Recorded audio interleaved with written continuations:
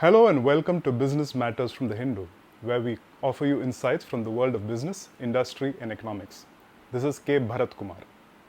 The last few weeks have been turbulent for the electric two-wheeler industry.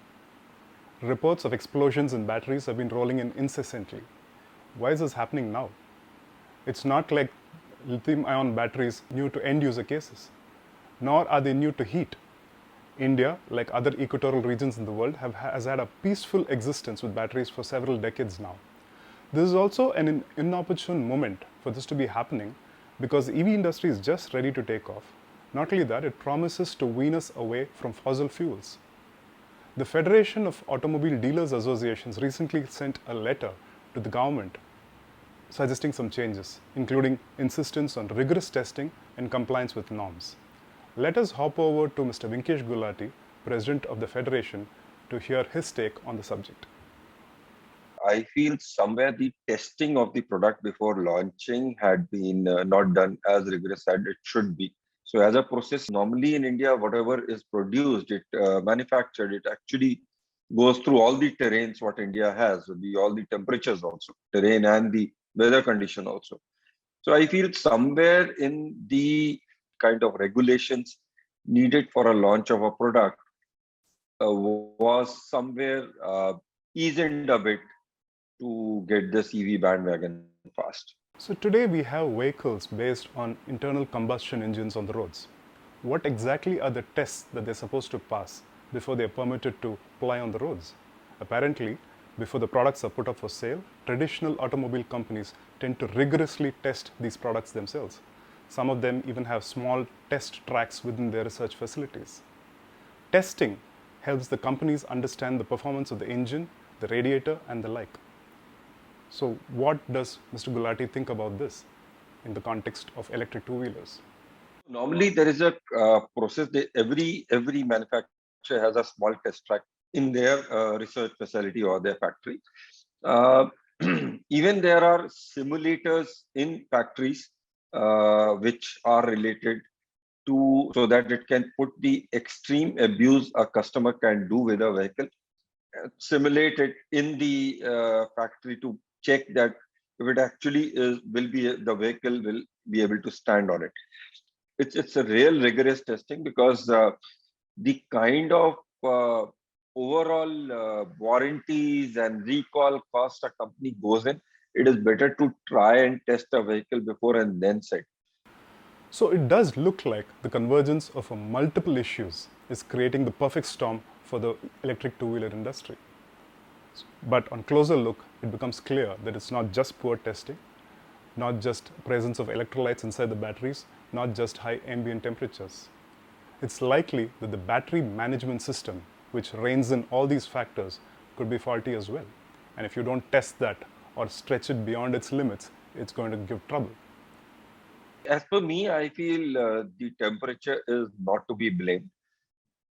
Temperature is triggered something where the battery management software, or I don't know how had that been decided, it couldn't support the effect of temperature to that. So I feel temperature is not to be blamed. There are today we have a battery which is boxed in a box, and practically in some of the electric vehicle, if you drive for 10 kilometers and open that box, you will understand how much heat the battery automatically gives on its own. Seeing the latest situation of temperature, seeing the latest situation of use happening, somewhere that battery box is not able to adapt to the situation overall. So one major thing I feel as of today, uh, I don't know, maybe one or two OEM may have it, but most of them don't have their proprietary battery management system. So that BMS is being imported from somebody, battery is from somebody, the motor is from somebody, they are assembling it and leave apart one or two. Most of them even don't know how to actually correlate the different output or the different input of different parts, so that by linking everything, the end result is what we actually want is a good product.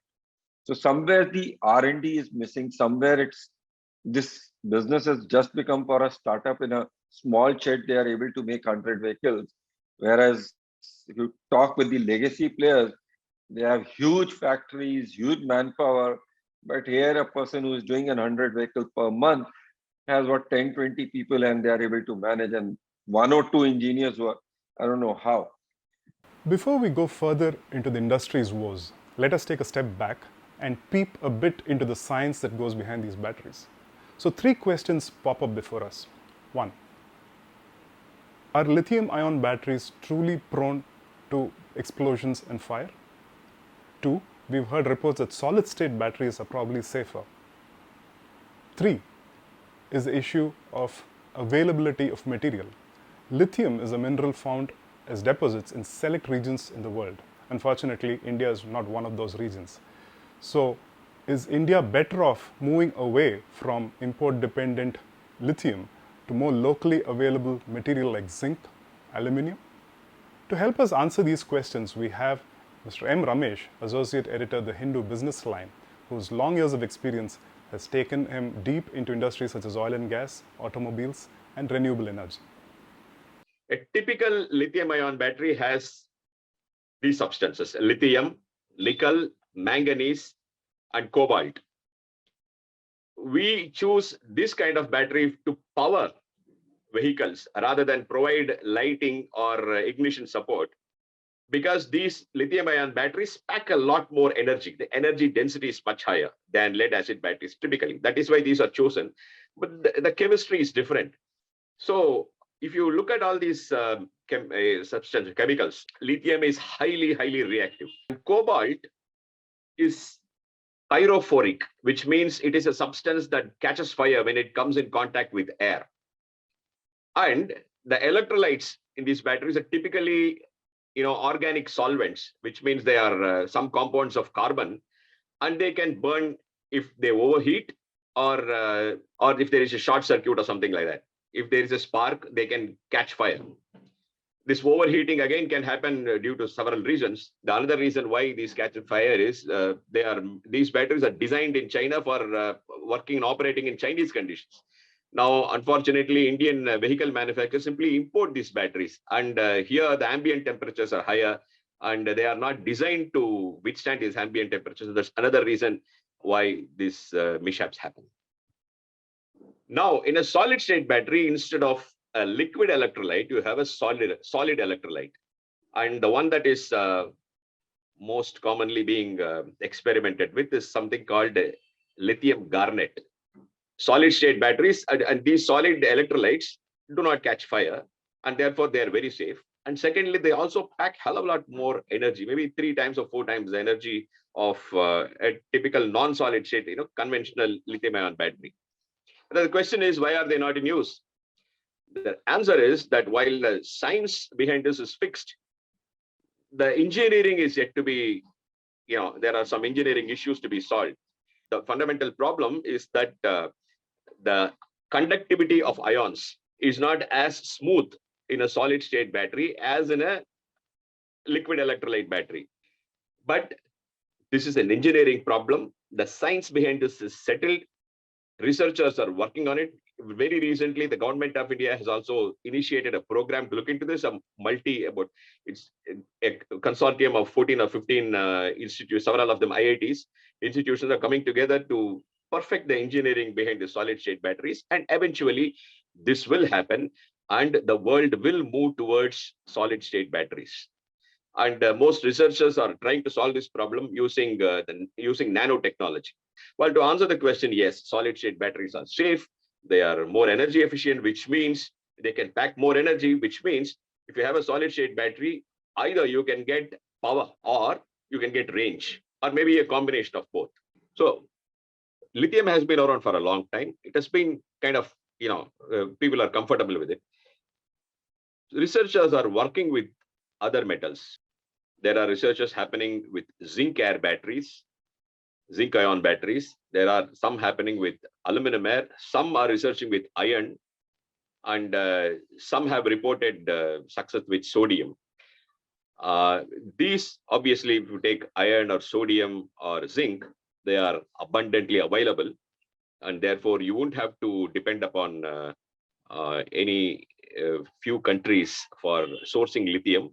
Eventually, these technologies will be perfected and these will be used.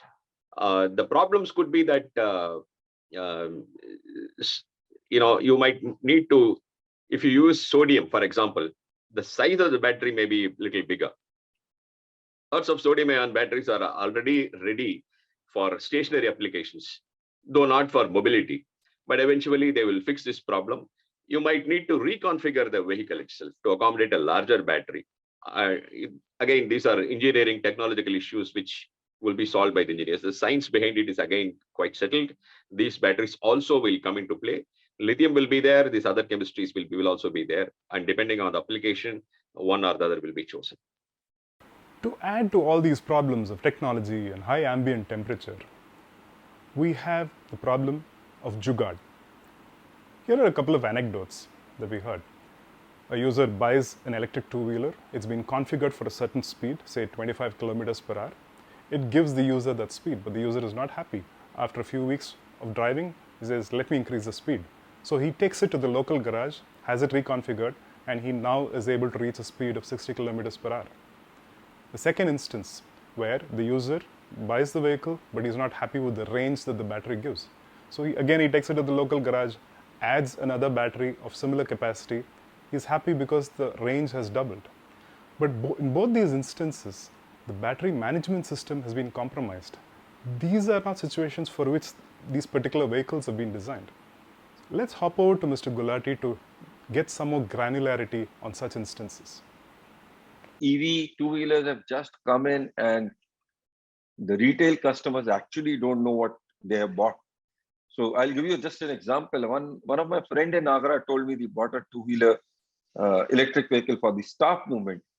And obviously the range wasn't good because he bought, because it was staff. So obviously the low speed non-registered vehicle he bought. And one fine day, staff complained about the range that it doesn't give. So the electrician of that factory actually put one more battery on above the other battery and joined the wires. And now they are happy because the range is increased. So if such thing happens, and obviously nor the staff who has been driven nor the electrician who has done that are aware of actually what they have done because they haven't been educated. They think that this is a battery which is giving me power. If I put two batteries, like I put in an inverter or in somewhere else, I get extra output. So they have done that. Obviously, someday it will backfire because the BMS, the motor will all not be aligned to the load they are getting. Gives a clear indication that this is a very early stage to join. So that is another thing which is hurting the electric vehicle industry, because wherever you see the people who are very environment friendly, good, they are buying it. People who are very modern, advanced, they know how the electrification works, or they are interested in all those latest things, they are joining the bandwagon. But if you see the core two-wheeler customer is still sitting on the edge and wanting to see it and waiting to see it, and the current fires and the issues of a reverse vehicle moving and all those things and now put a big jolt for them. So maybe they were thinking maybe 6 months later. I feel now they're thinking a year or two later. They'll want this to settle down because for them, it will be a very risky thing to invest a lakh and go through all those things. So when we have these relentless flow of reports of explosions, the industry has to contend with trust on two fronts. One is with the consumer, the other is with the dealers. The consumer, if he's in the market for a two-wheeler, and if he's tempted saying, let me cut on fuel costs, I don't want to spend on fossil fuels like petrol and diesel, let me evaluate an electric two-wheeler. When such reports keep flowing in, he or she is going to take a step back and say, hold on, let the dust settle before I decide. And from the dealer's perspective as well, erosion of trust will be an issue. In a recent instance when there was an explosion of a battery and the user filed a legal case, the dealer was apparently named as a defendant. So the average dealer is not going to feel so comfortable vending these vehicles through their channels. So how does the federation of Automobile Dealers Associations deal with this? What advice does Mr. Gulati have for his dealer members? There are only 2 or 3 good electric vehicle manufacturers which are in market today. So wherever the dealers are able to get those dealerships, they're obviously taking it. But obviously, those manufacturers also have some issue of production. So as per an advice, we always say that pick which OEM you want to represent, because this is a new thing. The OEM will also struggle because this is a lot of new thing. He has to learn how things go by. And at times, his exit may be very easy because he's not the front face in the front of customers. You are the front face, and if something happens, you won't leave that city. You have to be there. And maybe if something happens, it will affect your other businesses also. So pick and choose a good OEM. And if it's not, then wait and watch. And on the other hand, I'm sure these legacy players, Hero, Bajaj, TVS, Yamaha, HMSI, they'll all come with electric vehicles. They cannot avoid. They may be delaying the decision, seeing the market, or maybe seeing the production, the capacity of batteries coming in, import and all that. They may be. But in a year or two, everybody would have another electric product with fuel product in their dealership. So I feel till that time, we'll have to wait and watch. That is what our dealers are doing. But once it happens that our legacy two-wheeler dealers have an EV product also, you will see this skyrocketing percentages happening. The market share will just zoom up. So here's where we are. The road ahead seems truly bumpy for the electric two-wheeler industry. Just yesterday, there were reports quoting the CEO of an electric two-wheeler maker saying that fires and explosions from batteries are rare but could happen in the future too, meaning that there's no guarantee that they won't happen. But guess what? The long-term promise is still there. The electric vehicle industry does promise to wean us off fossil fuels and make the world a cleaner place for tomorrow. But we do have technological problems along the way. The consolation for us users is that if technology creates the problems, technology itself could have solutions for us. So as we go along, we will see what happens. We'll keep giving updates to you. Do stay with us. For now, goodbye.